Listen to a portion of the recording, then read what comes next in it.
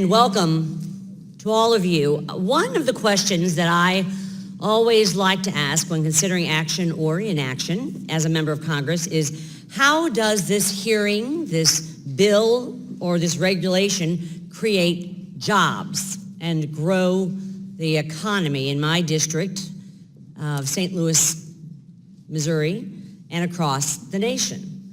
My constituents want good paying jobs and opportunities for themselves and their children, their families.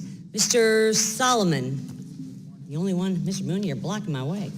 Mr. Solomon, can you discuss how your institution supports access to capital for consumers to buy a home, start a business, or send their kids to college? Sure. We generally have not been a consumer bank, but we've just started a very, very small consumer business. At this point in time, we take deposits and we make small unsecured loans for consumers that amount from $3,500 to $40,000. But it's a very, very small business. We're not currently in the business where we make mortgages for consumers, but we might at some point in the future. Mr. Moynihan, could you answer that question? How are you helping my constituents get capital for them to buy homes and start a business and send their kids to college? Sure. We provide, obviously, mortgage loans to about 3 or 4% of the American population. We do it directly. Last year, it was $50 billion of mortgage loans. But recently, we recognized that the time to save for down payment has become longer under the current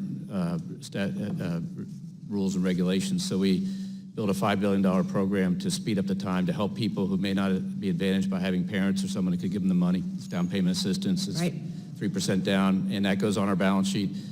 Good credit quality, and we do programs like that. And last year, we did $4.7 billion on low and moderate affordable housing. Not only homes to own, but homes to rent and a good place to live, which we think. How much in low and moderate income housing? $4.7 billion last year. Since the crisis, probably $40 billion. Great. You all are not just banks that provide credit and loans. You're also providing hundreds of thousands of good-paying American jobs. Could we quickly go down the line, and I'd ask each one of you, if you're able, to quickly answer, how many people do your institutions employ here in the United States of America? We'll start at the end here. Mr. Gorman, with you. 67,000. Over 150,000. I believe 45,000. In the U.S., 180,000. 16,000 in the United States. 26,000. A little less than 20,000 in the United States. Great, thank you. Large financial institutions play an important role in the broader banking ecosystem. Mr. Gorman, or anyone actually who can answer best, can you talk about your relationship with banks of other sizes, like community banks and regional banks? While I am sure you compete with other banks for some services, do you not also provide critical services to many of the smaller banks and institutions? Yes, we do.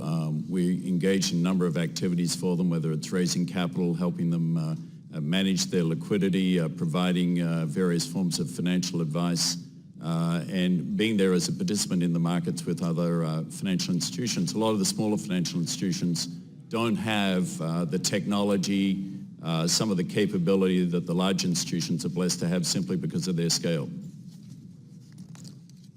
Anyone else? Mr. Corbett? Yes, we provide financial services for banks of all shapes and sizes, community banks, regional banks, national banks, and every bank sitting at this table with me is a client of our bank. Very good point. I also serve as the ranking member on diversity and inclusion.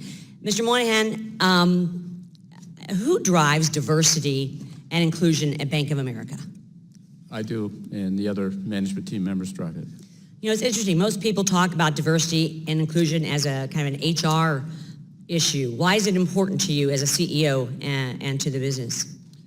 We want to have a place, a company to be the best place to work. We want every teammate to come to us and simply be able to say, no matter who I am when I come in the door, I can be all I want to be while I'm here. Do you have pathways to more senior positions that are filled with qualified people who have successfully added diversity to your company? We're 50% women, 40+% women managers. Just in the last 3 years, the top 3 layers of the company went from about 35% women to 45% women. And in terms of people of color, we're 45% overall people of color and 37% people of color managers. And we continue to watch that in every unit, in every business review. Are you making progress to the goal of having our company reflect society at large? But importantly, we want to make sure that people can go from that entry job to our jobs. And that's what we're striving for. Great. Thank you very, very much. My time's expired. I yield back.